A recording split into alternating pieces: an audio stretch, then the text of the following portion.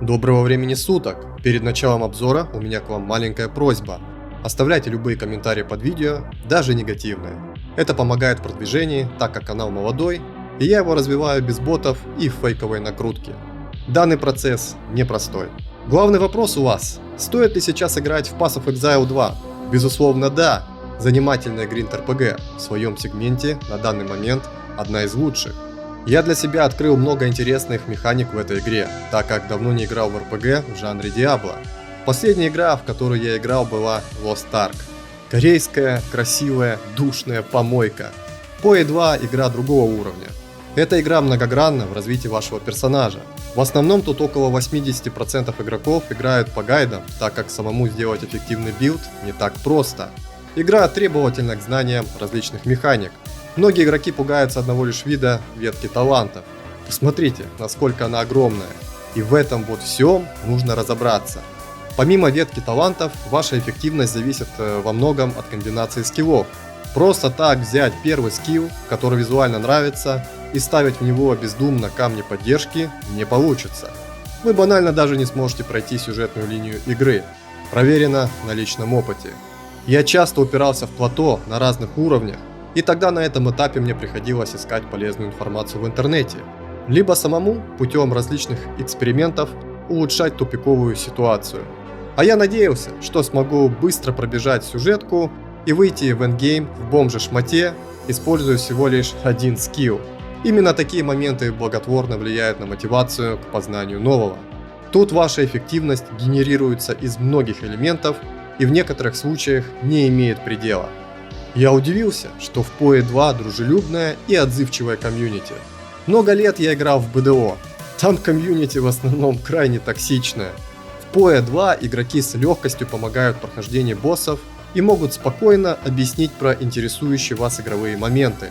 В этой игре я встречал много порядочных игроков для совместной игры. Я играю на персонаже поддержки, у которого отличный показатель Rarity. Проще говоря, со мной высокий шанс дропа. Скоро я постараюсь сделать лаконичный гайд на Rarity поддержку. Бегал много раз с рандомными игроками в пати, и мы честно делили дроп пополам, несмотря на то, что в этой игре можно спокойно обмануть сопартийца. Например, ваш тиммейт может подобрать дорогой дроп и послать вас куда подальше. Или вы не знаете, сколько стоит предмет, поняв это, вас могут ввести в заблуждение, специально занизив его стоимость. Но мне такие игроки вовсе не попадались. Думаю, это хороший показатель. Пользуясь случаем, передаю привет и благодарность Денису. Он меня во многом провел за руку в этой игре, также за свой счет помог с улучшением гира и в целом по несколько раз объясняет мне различные аспекты игры. Кто ищет приятную компанию для совместного времяпровождения, тот обязательно найдет ее в этой игре.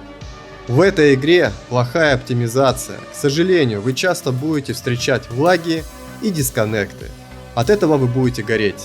Я сам расстраивался, когда из-за лагов не смог закрыть босса или терял дорогой дроп, который не успел подобрать. Меня особенно напрягает ненужная нагрузка на процессор. До недавнего времени были постоянные прогревы процессора.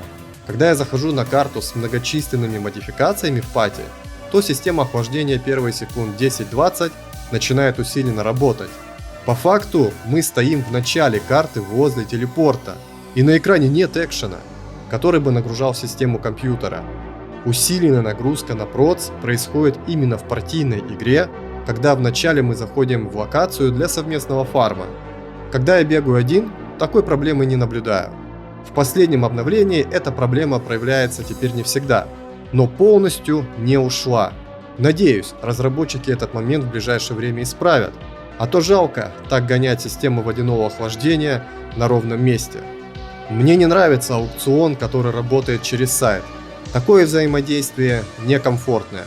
Больше всего напрягает ситуация, когда игрок-продавец в онлайне, но он тебя либо игнорит, либо афкашит. И на таких продавцов можно попасть подряд много раз. В итоге вы не можете купить нужный предмет. Разработчикам давно пора сделать полноценный удобный аукцион, где игроки могут выставлять предметы на продажу и спокойно выходить из игры, а не сидеть сутками в онлайне, чтобы их продать. Данной игре даю оценку 8 из 10. Path of Exile 2 игра про бесконечный гринд.